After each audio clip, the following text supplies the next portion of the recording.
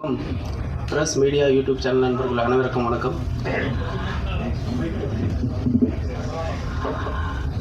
சிறப்பு விருந்தினர்களாக எங்களை வாழ்த்த வந்திருக்கும் திரைக்கதை கழகம் இயக்குனர் கே பாக்யராஜ் சார் அவர்களுக்கும், இயக்குனர் ஏ வெங்கடேஷ் சார் அவர்களுக்கும், இயக்குனர் அரவிந்த்ராஜ் சார் அவர்களுக்கும், இயக்குனர் எஸ்ஆர் பிரபாகரன் சார் அவர்களுக்கும்,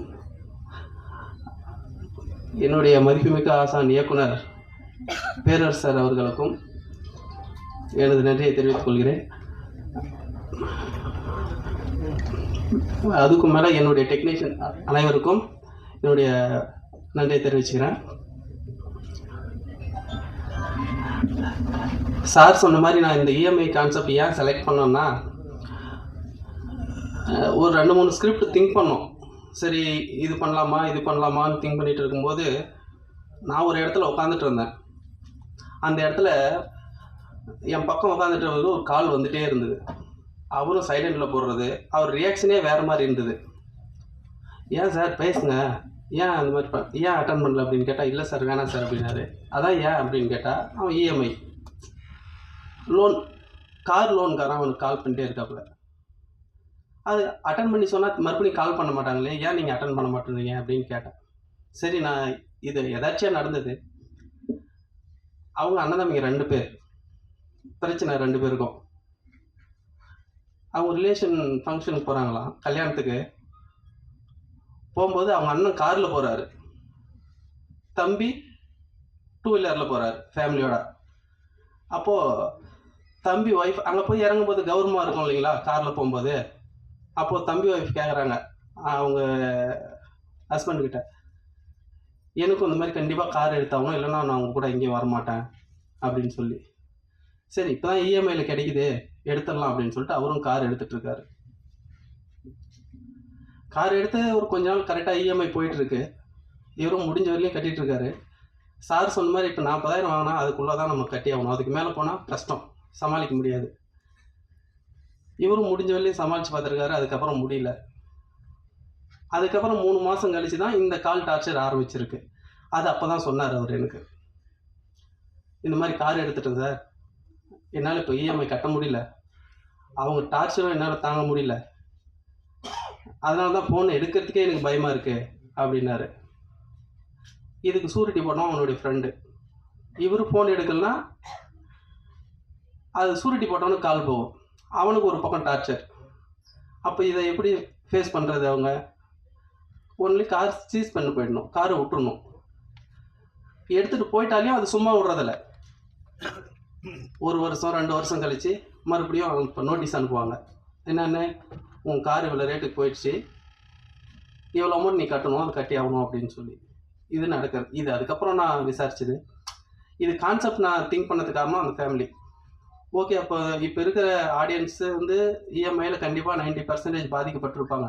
அப்போ இந்த கான்செப்ட் அப்படின்னா கண்டிப்பாக நம்ம வந்து ஜெயிக்கலாம், வெளியில் தெரியலாம் அப்படின்னு சொல்லி திங்க் பண்ணி தான் சரி இஎம்ஐ அப்படின்னு சொல்லிட்டு ஆரம்பித்தோம்.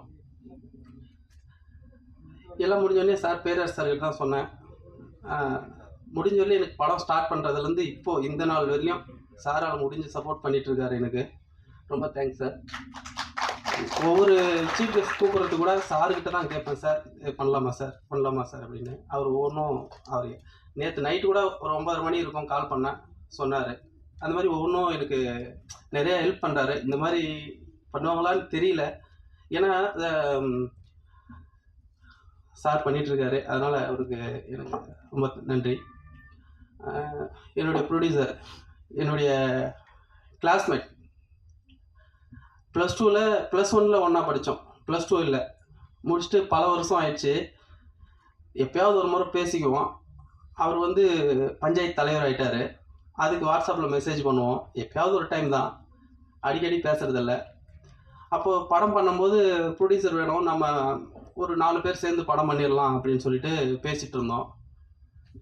அந்த 4வதுல சாரும், 4 பேரில் சாரும் ஒரு ஆள் தான் அப்படின்னு சொல்லி போய் கேட்க போன உடனே இந்த மாதிரி இஎம்ஐன்னு சொன்ன உடனே சூப்பர் பண்ணலாம் அப்படின்னாப்புல. இந்த மாதிரி 4 பேர் இல்லை 5 பேர் சேர்ந்து பண்ணலாம்ப்பா அப்படின்னு சொல்லி சொன்னேன். எவ்வளோ போட வேண்டியது வரும்னாரு. இந்த மாதிரி வர்றதில் ஷேர் பண்ணிக்க வேண்டியதா அப்படின்னா, அதெல்லாம் வேணாம். எதுக்கு 4 பேர் போட்டாங்கன்னா அவங்களுக்கு நீ ஒரு பதில் சொல்லணும். ஒரு 5 லட்சம் கொடுத்தா கூட அவங்களுக்கு நீ பதில் சொல்லணும். நீ அப்படிலாம் பண்ணாத, நானே பண்ணுறேன், நீ பண்ணு அப்படின்னு சொல்லி எனக்கு தைரியம் சொன்னார். ஃப்ரெண்ட்ஷிப்பில் நமக்கு எல்லாருக்கும் ஃப்ரெண்ட் இருக்கும் கண்டிப்பாக. ஆனால் அந்த ஃப்ரெண்ட்ஷிப் வந்து எப்போ உதவுதுன்றது யாருக்கும் தெரியாது. அந்த மாதிரி எனக்கு கரெக்டான டைமில் கை கொடுத்தாரு. நான் நடிக்கிறதா இல்லை, சார் சொன்ன மாதிரி நாங்கள் வந்து ஹீரோ தான் பார்த்துட்டு இருந்தோம். பட்ஜெட் அதிகமாக போயிட்டு இருந்தது. எங்கள் பட்ஜெட்டே கம்மி தான். ஆனால் அந்த படத்தோட பட்ஜெட்டே ஹீரோ கேட்டதுனால எங்களால் முடியல. சரி, நம்ம சின்ன பட்ஜெட்டில் பண்ணுறோம், கரெக்டாக பண்ணணும், எல்லாம் அவ்வளோ கொடுத்துட்டா திரும்பி கடன் வாங்கி பண்ண முடியாது, மாட்டி போயின்னா இன்றைக்கி இருக்கிற சினிமா அந்த மாதிரி இருக்குது அப்படின்னு சொல்லிட்டு பேசும்போது சார் தான் சொன்னார், பேரர் சார். சார் அப்படி பண்ணும்போது நீயே ட்ரை பண்ண வேண்டியது தானே அப்படின்னு. நம்ம ப்ரொடியூசரும் என்னது நண்பன் அவரும் அதே தான் சொன்னார், நீயே பண்ணுப்பா, ஏன்ப்பா அப்படின்னு. இல்லைப்பா அது சரி வராது, பார்க்கலாம் அப்படிங்கும்போது, இல்லை நீ எதுவும் ஃபீல் பண்ண, தைரியமாக நீ பண்ணு அப்படின்னு சொல்லி சப்போர்ட் பண்ணார். அதுக்கப்புறம் தான் சரி ஓகே நம்மளே பண்ணிடலாம் அப்படின்னு சொல்லிட்டு பண்ணது தான் பண்ணேன். இது எதர்ச்சியாக நடந்தது தான், நான் நடிக்கணும்னு சொல்லி இது பண்ணல. அது மாதிரி ஒவ்வொரு விஷயமும் இதுவரையிலையும் செலவாயிருக்கிறது ₹1 கூட என்கிட்ட இதுவரையிலையும் கணக்கு கேட்கல என்னுடைய நண்பன். அதே மாதிரி அவருக்கு கரெக்டாக உண்மையாக நானும் நடந்துட்டுருக்கேன். இதுவரையிலையும் எனக்கு லைஃப் கொடுக்குறாரு.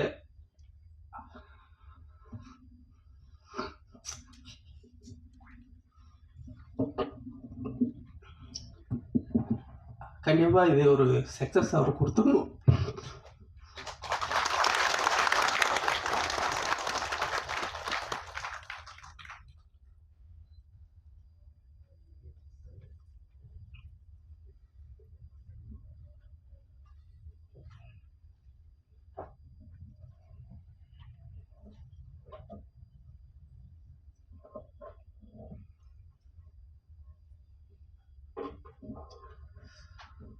ஒவ்வொரு விஷயமும் இதுவரையிலையும் பார்த்து தான் செஞ்சுட்டு வரோம், ஒவ்வொரு செலவும்.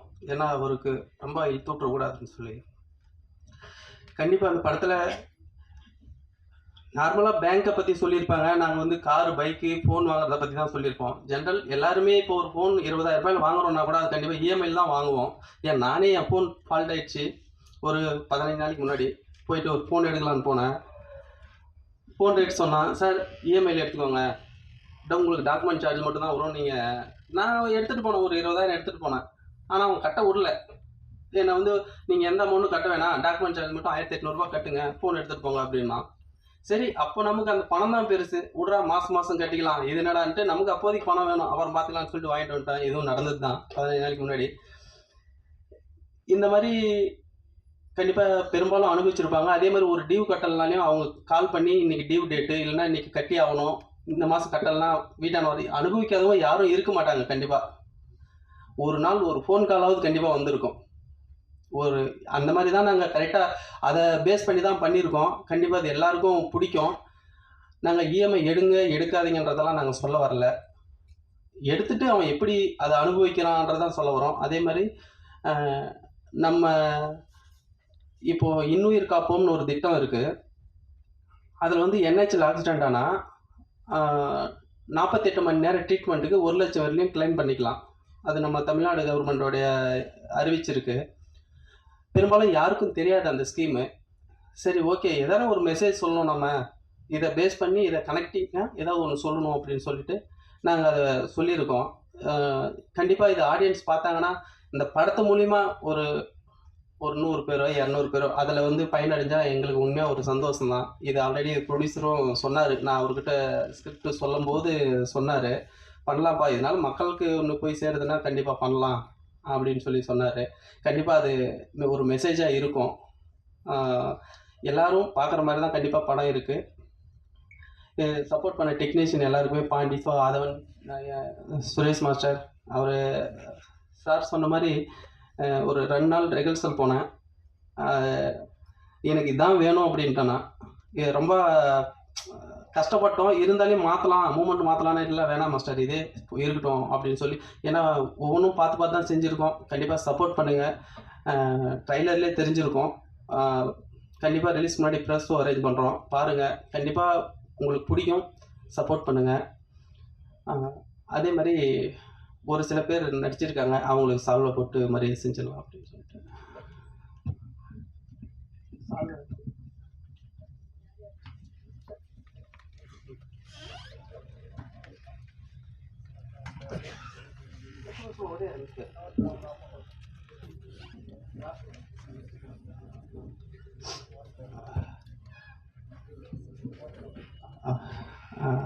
சாரி, எமோஷனல் தேவயானி மேம் சொல்ல மறந்துட்டேன்.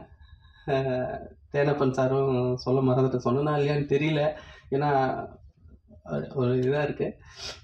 Sorry ma'am. நாங்கள்லாம் அப்போயே உங்களை பார்த்து ரசிச்சுட்டு இருந்தோம். எங்கள் ஃபேமிலியே உங்களுக்கு ஃபேன்.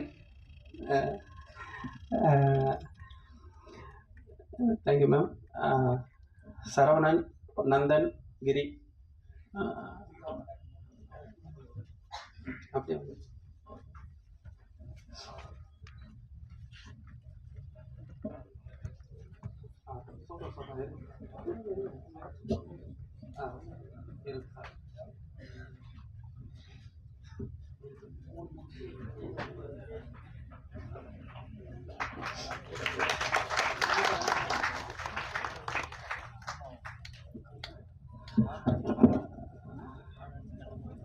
படத்துக்கு கரெக்டாக நாங்கள் பட்ஜெட் கொடுத்த மாதிரி எங்களுக்கு பிளான் பண்ணி எல்லாம் முடிச்சு கொடுத்த ப்ரொடக்ஷன் மேனேஜர் பாலாஜி அப்படின்னு.